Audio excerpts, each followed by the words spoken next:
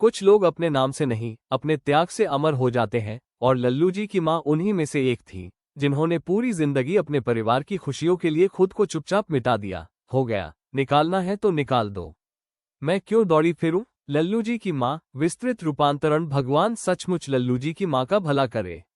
जब भी मैं अपने जीवन पर नजर डालता हूं तो मुझे सबसे पहले उसी स्त्री का चेहरा दिखाई देता है जिसने अपने पूरे जीवन को बिना किसी शिकायत के घर परिवार की सेवा में लगा दिया। यदि मैं आज आराम से नौकरी कर पा रहा हूं, समय पर दफ्तर पहुंच जाता हूं, बच्चों की पढ़ाई लिखाई ठीक प्रकार चल रही है, घर में आने जाने वालों का सम्मान बना रहता है और मेरे जीवन में किसी प्रकार की बड़ी अव्यवस्था नहीं दिखाई देती, तो उसके पीछे केवल और केवल लल्लू जी की माँ का अथक परिश्रम है। वे घर की ऐसी धुरी थी जिसके बिना घर का एक छोटा सा काम भी पूरा नहीं हो सकता था। डाकखाने की नौकरी कोई साधारण नौकरी नहीं थी। सुबह समय पर पहुंचना, घंटों तक बैठकर हिसाब किताब करना, अधिकारियों की डांट सुनना, देर तक फाइलों में सिर खपाना और फिर थककर घर लौटना, ये सब मेरे जीवन का नियमित भाग था। लेकिन आश्चर्य की बात यह थी कि इन सब कठिनाइयों के बीच मुझे कभी घर की चिंता नहीं करनी पड़ती थी।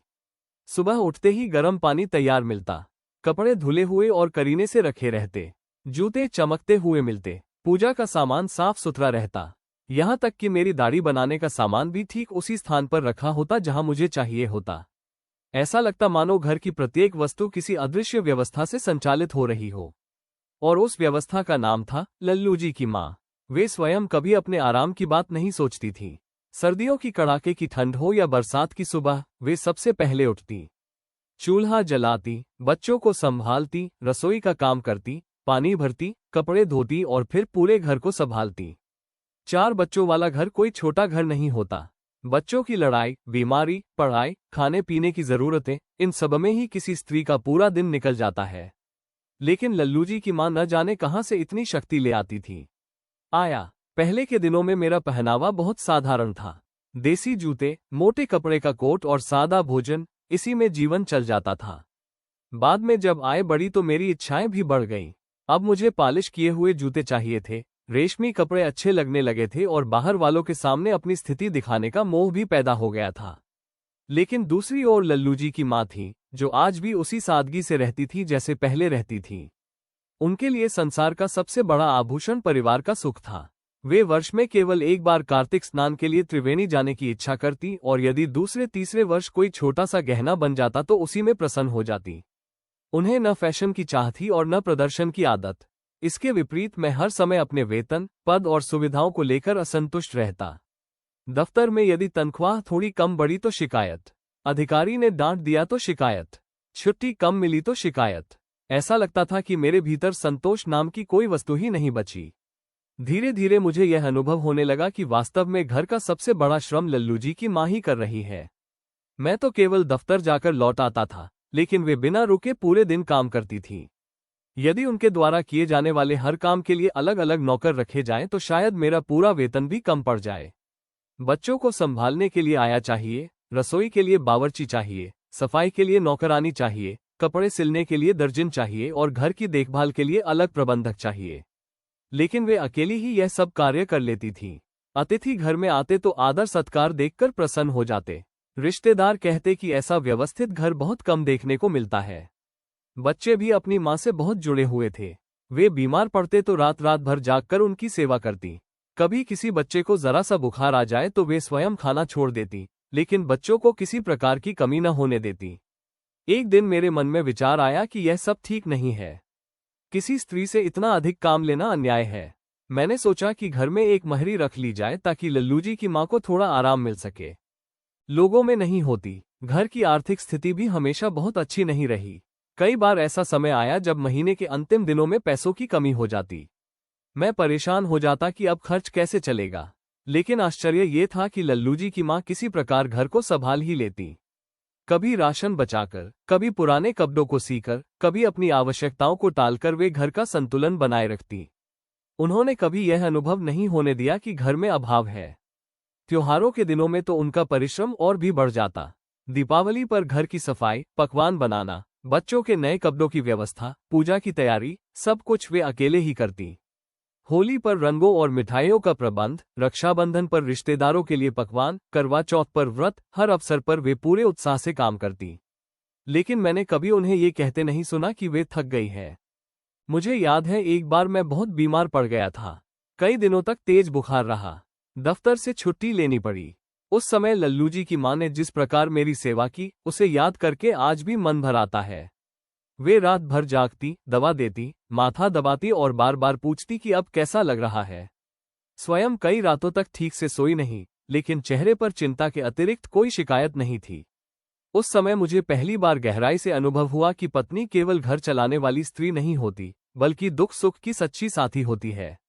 बच्चों के प्रति उनका स्नेह भी अद्भुत था। यदि बच्चे कोई गलती करते तो पहले प्यार से समझाती, बहुत अधिक शरारत होने पर ही डांटती। वे चाहती थी कि बच्चे अच्छे संस्कार सीखें और बड़े होकर ईमानदार मनुष्य बने। पैसे की कमी होने पर भी उन्होंने बच्चों की पढ़ाई में कभी बाधा नहीं आने दी।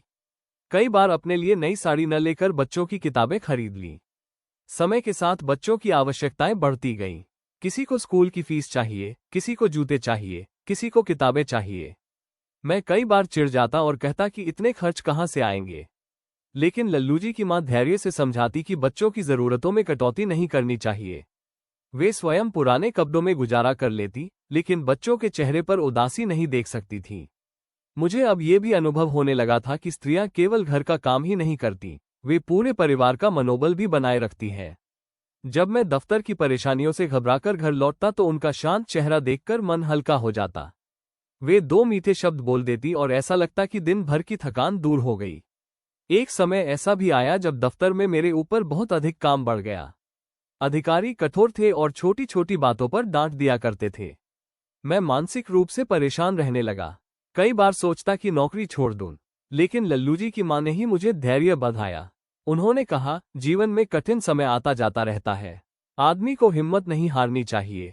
उनके इन साधारण शब्दों में भी इतना विश्वास होता था कि मैं फिर से साहस जुटा लेता। धीरे धीरे मुझे समझ आने लगा कि समाज में स्त्रियों के श्रम का सही मूल्य कभी नहीं आंका गया। जो स्त्री पूरे परिवार को संभालती है, उसके काम को लोग सामान्य समझ लेते हैं। यदि वही काम बाहर के लोग पैसे लेकर करें तो उनका बड़ा सम्मान होता है, लेकिन घर की स्त्री बिना वेतन के जीवन भर काम करती रहती है। यह विचार आते ही मेरे मन में लल्लू जी की मां के प्रति और अधिक सम्मान उत्पन्न हुआ। अब मैं जब भी किसी व्यक्ति को अपनी पत्नी की शिकायत करते सुनता, तो मन ही मन सोचता कि शायद उसने कभी अपनी पत्नी के त्याग को समझने का प्रयास ही नहीं किया। संसार में बहुत कम लोग ऐसे होते हैं जो बिना किसी स्वार्थ के दूसरों के लिए जीते हैं। लल्लू जी की मां उन्हीं लोगों में से एक थी। समय आगे बढ़ता गया, बच्चे जवान होने लगे, घर में नई नई जिम्मेदारियां आने लगी, लेकिन लल्लू जी की मां आज भी उसी प्रकार घर संभाल रही थी जैसे वर्षों पहले संभालती थी। उनके बालों में सफेदी आ गई थी, चेहरे पर उम्र की रेखाएं दिखाई देने लगी थी, लेकिन उनके मन का धैर्य और सेवा भाव आज भी वैसा ही था। कई बार मैं सोचता कि मैंने जीवन में यदि कोई सबसे बड़ा सौभाग्य पाया है तो वह यही है कि मुझे ऐसी पत्नी मिली। धन दौलत, पद और प्रतिष्ठा सब समय के साथ बदल जाते हैं, लेकिन सच्चा साथ देने वाला जीवन साथी दुर्लभ होता है। लल्लू जी की मां ने कभी बड़े बड़े उपदेश नहीं दिए, लेकिन अपने जीवन से त्याग, धैर्य, प्रेम और संतोष का जो पाठ पढ़ाया, वो किसी पुस्तक से नहीं सीखा जा सकता।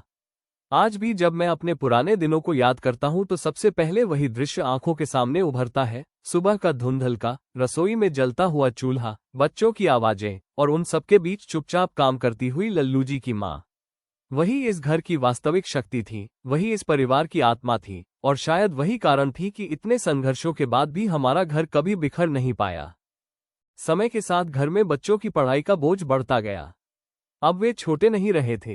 किसी को स्कूल की परीक्षा की तैयारी करनी होती, किसी को कॉलेज जाने की इच्छा होती, किसी को नई किताबें चाहिए होती। घर का खर्च भी पहले की तुलना में कहीं अधिक हो गया था। मैं कई बार हिसाब लगाकर परेशान हो जाता कि महीने भर का खर्च आखिर पूरा कैसे होगा। लेकिन लल्लू जी की मां हर बार किसी न किसी प्रकार सब संभाल लेती। वे खर्च को इस प्रकार बांटती कि कभी किसी को अभाव का अनुभव न हो। यदि घर में 5 रुपये कम पड़ जाए तो वे अपने लिए रखे हुए पैसे निकाल देती। कई बार मैंने देखा कि उनकी पुरानी साड़ी इतनी घिस चुकी है कि जगह जगह से पतली हो गई है, लेकिन वे फिर भी नई साड़ी लेने की बात नहीं करती। यदि मैं कहता कि अपने लिए कुछ ले लो, तो वे मुस्कराकर कहती, अभी बच्चों की जरूरतें अधिक है, मेरा क्या है, मैं तो ऐसे ही ठीक हूँ। उनका ये त्याग देखकर कई बार मन में ग्लानि होती। मुझे लगता कि मैं अपने परिवार के लिए उतना नहीं कर पा रहा जितना करना चाहिए। लेकिन फिर सोचता कि यदि लल्लू जी की माँ जैसी समझदार और संतोषी स्त्री न होती तो शायद इतने कम साधनों में घर चलाना संभव ही नहीं होता। एक बार की बात है, घर में अचानक मेहमान आ गए। रिश्तेदारी दूर की थी, इसलिए मना भी नहीं किया जा सकता था। उस समय घर की स्थिति ऐसी थी कि महीने का अंतिम सप्ताह चल रहा था और खर्च लगभग पूरा हो चुका था। मैं मन ही मन घबरा गया कि अब इतने लोगों का प्रबंध कैसे होगा। लेकिन लल्लू जी की माँ ने बिना किसी परेशानी के सब संभाल लिया। उन्होंने थोड़े से सामान में ऐसा भोजन तैयार किया कि मेहमान भी प्रसन्न हो गए। बच्चों को भी किसी प्रकार की कमी महसूस नहीं हुई। रात को जब सब सो गए तो मैंने उनसे पूछा कि आखिर ये सब कैसे संभव हुआ। वे हंसकर बोली, घर चलाने वाली स्त्री को थोड़ा बहुत जादू आना ही चाहिए। उनकी यह साधारण सी बात सुनकर मैं देर तक सोचता रहा। सचमुच घर को व्यवस्थित रखना कोई मामूली बात नहीं होती। इसके लिए धैर्य, बुद्धि और त्याग तीनों की आवश्यकता होती है। लल्लू जी की माँ का स्वभाव केवल मेहनती ही नहीं बल्कि अत्यंत सहनशील भी था। यदि कभी बच्चे गलती कर देते तो वे उन्हें समझाकर शांत कर देती। यदि मैं गुस्से में कुछ कठोर बोल देता तो वे चुप रह जाती। मैंने उन्हें कभी ऊंची आवाज में बोलते नहीं सुना। कई बार तो मुझे स्वयं अपने व्यवहार पर शर्म आती कि मैं छोटी छोटी बातों पर नाराज हो जाता हूं और वे सब कुछ चुपचाप सह लेती हैं। मुझे याद है, एक बार दफ्तर में किसी कारण से मेरी बहुत बेइज्जती हुई थी। अधिकारी ने सबके सामने डांट दिया था। मैं अत्यंत दुखी होकर घर लौटा। उस दिन मेरा किसी से बात करने का मन नहीं था। मैं चुपचाप बैठा रहा। लल्लू जी की माँ ने धीरे से पूछा, क्या बात है? पहले तो मैंने कुछ नहीं बताया, लेकिन उनके बार बार पूछने पर सब कह सुनाया। उन्होंने बहुत शांत स्वर में कहा, दुनिया में सब दिन एक जैसे नहीं रहते। आज बुरा समय है तो कल अच्छा भी आएगा। आदमी को अपने मन को छोटा नहीं करना चाहिए। उनकी बात सुनकर मुझे बहुत सांत्वना मिली। वे अधिक पढ़ी लिखी नहीं थी, लेकिन जीवन का अनुभव इतना था कि उनकी साधारण बातें भी मन को बल दे देती थीं। धीरे धीरे बच्चों की शादियों की चर्चा होने लगी। अब घर में नई जिम्मेदारियां आने वाली थीं। मैं सोचता था कि इतना खर्च कहाँ से आएगा, लेकिन लल्लू जी की माँ हर परिस्थिति में धैर्य बनाए रखती। वे कहती कि भगवान ने अब तक साथ दिया है तो आगे भी देगा। उन्होंने बच्चों को केवल पढ़ाया लिखाया ही नहीं, बल्कि अच्छे संस्कार भी दिए। वे हमेशा समझाती कि जीवन में ईमानदारी सबसे बड़ी पूंजी है। दूसरों का हक नहीं लेना चाहिए। गरीबों की सहायता करनी चाहिए। बड़े बुजुर्गों का आदर करना चाहिए। बच्चे भी अपनी माँ का बहुत सम्मान करते थे क्योंकि उन्होंने बचपन से देखा था कि उनकी माँ ने अपने लिए कभी कुछ नहीं मांगा। एक दिन बड़ा लड़का अपने लिए नया कोट सिलवाने की जिद कर रहा था। घर की स्थिति उस समय बहुत अच्छी नहीं थी। मैं गुस्सा हो गया और उसे डांट दिया। लड़का उदास होकर बैठ गया।